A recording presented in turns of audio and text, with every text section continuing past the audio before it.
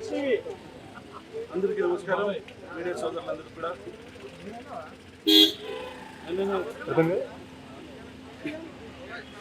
రాష్ట్ర అధ్యక్షులు నారా చంద్రబాబు నాయుడు గారి నాయకత్వంలో పనిచేయాలని, ఆయన 5 కోట్ల ప్రజలకు మంచి చేయాలని, ముఖ్యమంత్రి కావాలని చెప్పేసి ఆ ఉద్దేశంతో నిన్ననే పార్టీలో జాయిన్ అయ్యడం జరిగింది. ప్రజలు కూడా 5 కోట్ల ప్రజలు కూడా అందరూ మంచి జరగాల, రాష్ట్ర ప్రజలకు మేలు జరగాల అనే మంచి ఉద్దేశంతో, అదేవిధంగా ఆ ప్రజలకు ఆ గ్రామాల్లో ఉన్న ఆ గ్రామాలు అభివృద్ధి చేయాలా, అభివృద్ధి కలగాల, పిల్లల భవిష్యత్తు కావాలా, అందరికి కూడా మంచి జరగాలని చెప్పేసి రాష్ట్ర ప్రజలు కోరుకుంటున్నారు. కాబట్టి అలాంటి సమర్థత ఉన్న వ్యక్తి నారా చంద్రబాబు నాయుడు. ఆయన కలయిక మరి పవన్ కళ్యాణ్ గారు కూడా ఇద్దరు కలిసి ఈరోజు రేపు 2024 ఎన్నికల్లో ఘన విజయంగా సాధిస్తారని చెప్పేసి మనస్ఫూర్తిగా ఆ దేవుని కోరుకుంటూ, నేను కూడా నాకు ఇచ్చిన ఆయన ఏది ఇచ్చాడో అది ఖచ్చితంగా తప్పకుండా ఆయన నెరవేర్చి, నాకు ఏ పని ఒప్పు చెప్తే అది ఖచ్చితంగా నెరవేర్చి ఆయనకి అప్పగిస్తారని చెప్పి ఈ సందర్భంగా ఇప్పుడు నా సమక్షంలో జెడ్పీటీసీలు జాయిన్ అయినారు, సర్పంచ్లు అయినారు, ఎంపీటీసీలు అయినారు. దాదాపుగా ఇంకా నా సమక్షంలోనే ఆలూరు నియోజకవర్గంలో క్యాడర్ అంతా కూడా ఇప్పటి నుంచి రేపటి నుంచి బయటకు వచ్చి నా కోసం ఎదురు చూసే పరిస్థితి ఆలూరులో ఉంది. కాబట్టి ఖచ్చితంగా దాదాపుగా ఆలూరు మొత్తం అంతా కూడా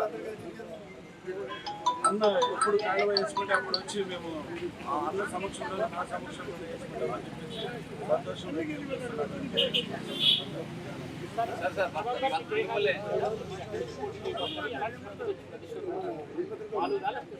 పెద్ద ఆయన ఎక్కడి నుంచి పోటీ చేయాలని చెప్పినా కూడా అక్కడికి తప్పకుండా ఖచ్చితంగా పోటీ చేసి ఘన విజయం సాధిస్తారని చెప్పేసి పెద్ద ఆయన ఎక్కడ నిర్ణయం చేసినా కూడా నాకంటూ 2 నియోజకవర్గాలకి అడిగినప్పుడు, నేను ఆలూరు నియోజకవర్గంలో పుట్టి పెరిగిన నియోజకవర్గం, గుంటకల్ నియోజకవర్గంలో నేను పుట్టింది. కాబట్టి ఇన్ని రోజులు 2 పర్యాయాలు ఆలూరు నియోజకవర్గం పెరిగిన ఊళ్ళో నేను సేవలు అందించాను. ఇప్పుడు నా పుట్టిన గ్రామాల గుంతకల్ తాలూకాకి నేను అభ్యర్థిగా ఖచ్చితంగా సేవలు అందించాలని చెప్పేసి నేను అనుకుంటున్నాను.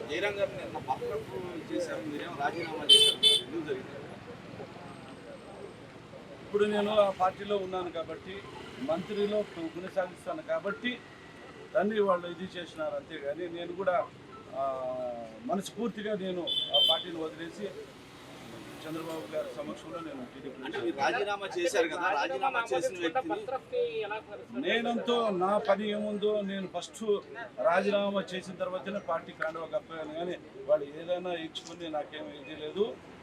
నేను రాజీనామా చేసిన తర్వాత భర్తల పని చేసుకుని ఇంకోటైనా ఏమైనా చేసుకుని నాకు అవి నేను పట్టించుకోను.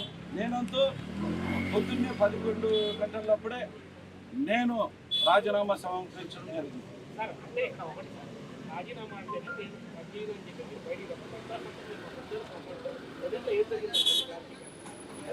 వాడు ఏదైనా నేను వద్దని చెప్పేసి నేను ఈ పార్టీలో వెళ్ళిపోతానని చెప్పేసి, కాబట్టి వాళ్ళు ఏదైనా చేసుకోవచ్చు.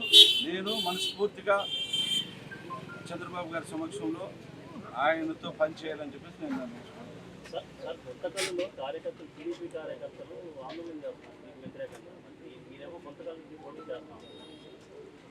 కొంతమంది ఆశలు ఉండొచ్చు, కొన్ని ఆశలు ఇది కాకుండా తర్వాత కొంతవరకు వాళ్ళకి ఇది ఉండొచ్చు. కానీ అందరూ కలుపుకోపోయే తీరు నాకు మనస్తత్వం ఉంది. ఎందుకంటే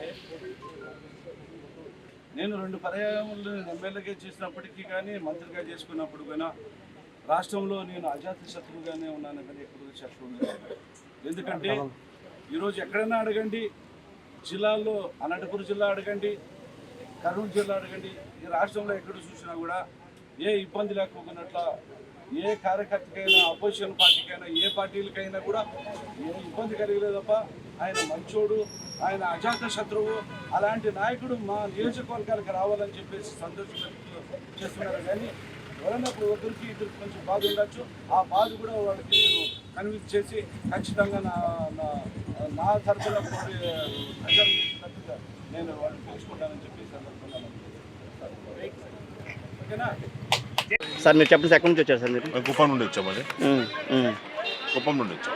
కుప్పం నుండి వచ్చారు సార్. ఇప్పుడు కుప్పంలో కూడా మేమే గెలుస్తామని చెప్పేసి జగన్మోహన్ రెడ్డి అంటున్నారు. ఎక్కడండి? కుప్పంలో. ఎవరండి? జగన్మోహన్ రెడ్డి అంటున్నారు. ఆయన మాటలు ఎందుకండి? అంద్రినివా కాలువ మొన్న వచ్చి ఓపెన్ చేశాడు ఆయన. అంతకు ముందు వచ్చినప్పుడు అంద్రినివా కాలువ ఓపెన్ చేస్తాను, మండలానికి 100 కోట్లు ఇస్తానని 2 రిజర్వాయర్లు కడతామన్నారు. ఆ అంద్రినివా కాలువ పరిస్థితి ఏమంటే 87% చంద్రబాబు నాయుడు గారు కంప్లీట్ చేస్తే రిమైనింగ్ 13% కంప్లీట్ చేసేదానికి ఈయనకి 4 సంవత్సరాల 10 నెలలు పెట్టింది. అది కూడా స్టోరేజ్ చేసి పక్కన నుంచి చెరువు నుంచి పంపించి ఆయన వచ్చి తూతూ మంత్రంగా ఓపెన్ చేసి మళ్ళీ ఆయన వెళ్తేనే గేట్లన్నీ పైకి ఎత్తేసారు. అక్కడ నీళ్ళు రాని వచ్చిన పాపాన్ని వల్ల 100 కోట్లు ప్రతి మండలానికి ఇచ్చి అభివృద్ధి చేస్తామని లాస్ట్ ముందు వచ్చినప్పుడు ప్రామిస్ చేశాడు. ఒక మండలానికి 1 కోటి కూడా ఇవ్వలేదు. అంతేకాకుండా ఆయన ఎప్పుడు చెప్తూనే ఉంటాడు నా బీసీలు నా బీసీలు నా బీసీలు అని. బీసీలు చేసింది ఏమీ లేదు. బీసీలకు అన్ని ముంచేసినాడు. బీసీలు అందరినీ ఆర్థికంగా, రాజకీయంగా, సామాజికంగా అన్ని ముంచేసినాడు. రిజర్వేషన్ లో ముంచేసినాడు, అన్ని ముంచేసినాడు. ఆఖరి కుప్పానికి వస్తే ఓపెన్ ఛాలెంజ్ గా మేమందరూ కంకణం కట్టుకొని 1,00,000 ఓట్లు మెజార్టీ ఈసారి తీసుకురావాలని మేమందరూ ఒక లక్ష్యంతో ముందుకెళ్తున్నాం. అక్కడ కుప్పంలో ఈసారి ఖచ్చితంగా చంద్రబాబు నాయుడు గారికి 1,00,000 ఓట్లు మెజార్టీ ఇప్పించే బాధ్యత ప్రతి ఒక్కరూ భుజస్కంధాల పైన వేసుకుని మేము 1,00,000 ఓట్ల మెజార్టీ చంద్రబాబు నాయుడు గారిని అసెంబ్లీకి పంపిస్తాం. ఇంకోటి ఏమంటే ఆయన చెప్తుంటాడు ఏదేదో కాకం కథలని చెప్తున్నాడు. చంద్రబాబు నాయుడు గారు ఇప్పుడు 7th టైం 35 years గా ఇక్కడ ఎమ్మెల్యేగా పోటీ చేస్తున్నారు. ఒకే ఒక్కసారి ఆయన నామినేషన్ కి వచ్చారు. ఇంతవరకు ఆయన నామినేషన్ కి వచ్చిన పాపాన్ని పోలేదు. ఆయన అసలు నామినేషన్ కే మేము పిలవము. ఎందుకంటే సార్ మీరు రాష్ట్రం చూసుకుంటే కుప్పం కాన్స్టిట్యూన్సీ మేము చూసుకుంటామని నామినేషన్ కి వేయడానికి కూడా రాకుండా అతన్ని ఇన్ని సంవత్సరాలు ఇన్ని 5-6 times ఎమ్మెల్యేగా గెలిపించి అసెంబ్లీకి పెట్టాం. ఈసారి లక్ష్యంగా మేము ఒక లక్ష్యంతో ముందుకెళ్తున్నాం. 1,00,000 మెజారిటీతో చంద్రబాబు నాయుడు గారిని గెలిపించి మేము అసెంబ్లీకి పంపిస్తామని ఈ సభాముఖ మీ అందరికీ తెలియజేస్తున్నాం. మన వాటర్ వదిలేసామో వచ్చేసింది అని చెప్పేసి అన్నారు. ఏందండి వచ్చింది 87% లాస్ట్ మా గవర్నమెంట్ లో చేసిందండి. ఇప్పుడు అది కూడా ఎంట్రన్స్ కాన్స్టిట్యున్సీ ఎంట్రన్స్ వీకోట దాకా మేము ఆల్రెడీ తీసుకొచ్చాం. అక్కడ ఒక డంపింగ్ సిస్టమ్ లో చిన్న ప్రాబ్లం ఉండి పోస్ట్ పోన్ అయింది. అక్కడ నుంచి పక్కనే 4 కిలోమీటర్ల నీళ్ళు వదిలేసి ఏదో ఎక్కడెక్కడి నుంచి తిప్పిన నీళ్ళని అక్కడ వదిలేసి దానికి గేట్ పెట్టి దాన్ని కూడా ఇక్కడ నుంచి 5 కిలోమీటర్ల నీళ్ళు తీసుకెళ్లడానికి ఆయనకు 4 సంవత్సరాల 10 నెలలు పట్టింది. అది కూడా కృత్రిమంగా రెడీ చేసి ఆ గేట్లు పెట్టి అది ఎక్కడి నుంచో బయట దేశం నుంచి తెచ్చినారంట గేట్లు. దాన్ని మళ్ళీ అప్పుడే 1 hour లో తీసుకెళ్లిపోయారు. మీకు కావాలంటే అందరూ టీవీలో చూసింటారు. అప్పుడే డంప్ చేసి అప్పుడే తీసుకెళ్లిపోయారు. అక్కడంతా ఈ మాటలు నమ్మే పరిస్థితిలో వినే పరిస్థితులు ఎవరు జరగలేదు. అక్కడ వాస్తవంగా చంద్రబాబు నాయుడు గారు టోటల్ రాష్ట్రంలో ఒక ఎక్స్-సీఎంఓ సీఎంఓ కావచ్చు. కుప్పం కాన్స్టిట్యూన్సీలో 82,000 ఇళ్లు ఉన్నాయి. సుమారు 75,000 ఇళ్లలో ప్రతి ఇంటికి ఆయన ఒక తమ్ముడో, ఒక అన్నో, ఒక పెద్ద కొడుకో, ఒక తండ్రి స్థానంలో ప్రతి ఇంట్లోనే ఉన్నాడు. ఆయన ఎవరూ ఏం చేసే కాదు. మొన్న మున్సిపాలిటీ విషయంలో వాళ్ళు లేనిపోయి తిరుపతిలో ఎంపీ ఎలక్షన్లో ఏ విధంగా చేశారో ఆ విధంగా తమిళనాడుని వాళ్ళు పిలిచి ఏదైతే గందరగోళం సృష్టించి అందరినీ భయప్రాంతం చేసి మొత్తం అందరూ police department, revenue department, all departments స్టేట్లో ఉన్న లీడర్లు అంతా తీసుకొచ్చారు. పెట్టేసి వ్యామారిచ్చి అసలు గెలిచిన వాళ్ళని కూడా బెదిరించి వాపస్ తీయించి వాళ్ళంతా రానా హంగామా చేసి మున్సిపాలిటీ గెలిచారు. కానీ ఇది కూడా 350 కోట్లలోనే వాళ్ళు గెలిచింది కూడా మున్సిపాలిటీ. అది ఒక బ్యాడ్ మెసేజ్ స్టేట్కి వెళ్ళిపోయింది. ఖచ్చితంగా ఈసారి 1,00,000 మెజారిటీతో మేము సార్ని గెలిపించి పంపిస్తాం. ఇది చూస్తారు 45 రోజులు. బట్ టీడీపీ వాళ్ళు కూడా ఒక మాట అంటున్నారు. ఏమన్నారంటే పులివెందుల్లో ఈసారికి గెలుపు మాదే, పులివెందుల్లో మేము జగన్ ఓడిస్తామని చెప్పి అంటున్నారు. గురించి నాకు అంత ఐడియా లేదు. కాకపోతే మనం కూడా ఒకసారి మాట్లాడాలి. పులివెందుల విషయం మనకు అంత ఐడియా లేదు. ఆయనేమో వైనాట్ 175 ఉన్నాడు, మేము కూడా వైనాట్ పులివెందులు అంటున్నాం. సరే ఫైట్ చేద్దాం, ఎంతవరకు వస్తుందో చూద్దాం. ఈసారి మాత్రం ఇప్పుడు బాబు పవన్ కలిశారు కదా, దాని విధంగా చూస్తారు. దానికి కూడా ఇంపాక్ట్ బాగుందండి. యూత్ కానీ కొంత అట్లా ఇట్లా కాకుండా ఉన్నారు కూడా. ఇప్పుడు బ్రహ్మాండంగా మనతో కలుస్తున్నారు. బ్రహ్మాండంగా అన్ని ప్రోగ్రామ్స్, అన్ని కార్యక్రమాలు కూడా మేము చేసుకెళ్తున్నాం. ఖచ్చితంగా ప్లస్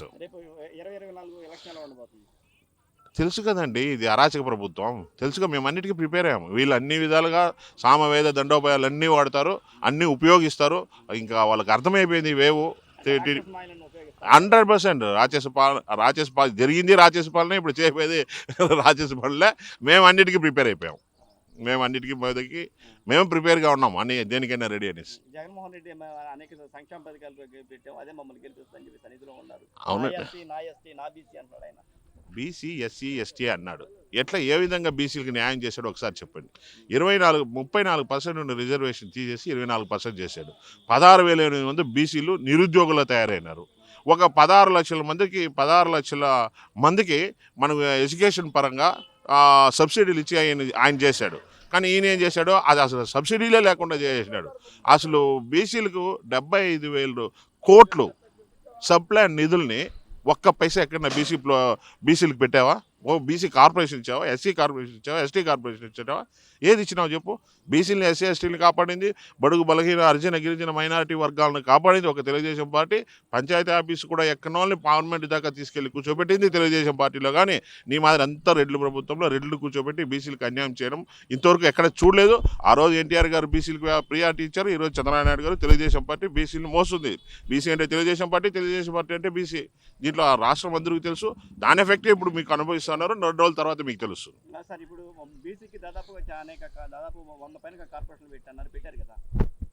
156 కార్పొరేషన్లు ఓపెన్ చేశాడండి క్యాస్ట్ వైజ్. 56 కార్పొరేషన్లు విధులు లేదు, నిధులు లేదు వాళ్ళకి. అసలు ఎక్కడ వాళ్ళకి అసలు కూర్చోడానికి చేరే లేదు. లాస్ట్ టైం సుమారు 3,000 కోట్లు ఖర్చు పెట్టారు కార్పొరేషన్ సారు చంద్రబాబు నాయుడు గవర్నమెంట్లో. ఇప్పుడు ఒక్క పైసా లేదు, ఒక్క రూపాయి లేదు. ఆ 56 కార్పొరేషన్లో అసలు అడ్రస్ ఎక్కడ ఉన్నారో వాళ్ళకే తెలియదు, బోర్డులకు తప్ప. విధులు లేదు, నిధులు లేదు వాళ్ళకి. వాళ్ళకి ఇంకేం చేయాలి? వాళ్ళకి ఏదో నిధులు ఇస్తే కదా వాళ్ళు ఏమైనా చేస్తారు. ఏదో నామకేసి పెట్టి ఏదో మసిపూసి మారేడుకాయ చేసి ఎలక్షన్లో ఏదో నమ్మించి మోసం చేసి ఎలక్షన్లో గెలిచారు. కానీ ఈసారి అందరూ జనాలంతా తెలుసుకున్నారు. ఇంకేం చేయబోతారు? అందరికీ తెలిసిందే కదా ఏం పాపం చేసామని అందరికీ తెలుసు. బీసీలు అయితే అది అసలు రాష్ట్ర జనాభాలో సగానికి పైగా ఉండేది బీసీలు. ఈరోజు డిసైడ్ ఫ్యాక్టర్ బీసీలు. నా బీసీ నా ఎస్సీ ఎస్టీ అనేసి మీరు వచ్చినారు ప్రభుత్వంలోకి. వాళ్ళకి చేసింది పాపాన్ని ఏమీ లేదు కదా. ఇంతవరకు ఎక్కడైనా ఒక బీసీ కార్పొరేషన్ లోన్ ఇచ్చారా? ఏం చేశారు బీసీలు చెప్పండి? అదేమన్నా నామినేటెడ్ పదవులకు ఏమైనా ఇచ్చారా? అంతా రెడ్లే ఉన్నారు, అంతా తెలుసు మీకు కూడా. ఇంకెట్లా అసలు బీసీలను ఓటు అడిగే నైతిక హక్కే లేదు. మద్యపాన్ని చేద్దామన్నావు, నేను చేసిన తర్వాతే నేను వస్తాను క్యాన్వాసింగ్కి ఓట్లాడతానన్నావు. ఏం చేసావు? ఇంకా ఇంటింటికి మద్యపానం చేసావు. ఈయనకి ఏడుంది ఆ నైతిక హక్కు? ఓటు అడిగే నైతిక హక్కే లేదు, కోల్పోయాడు జగన్మోహన్ రెడ్డి. ఈసారి ఖచ్చితంగా 100% చంద్రబాబు నాయుడు గారు సీఎంగా అవుతారు. చంద్రబాబు నాయుడు గారికి సీఎం అవసరమో ఉందో తెలియదు, కానీ రేపు భావి తరాలు కానీ భవిష్యత్తు కానీ నెక్స్ట్ రాబోయే తరాలు కానీ ఆంధ్రప్రదేశ్ భవిష్యత్తు బాగుపడాలంటే చంద్రబాబు నాయుడు గారు ఆంధ్రప్రదేశ్ ముఖ్యమంత్రిగా అవసరం.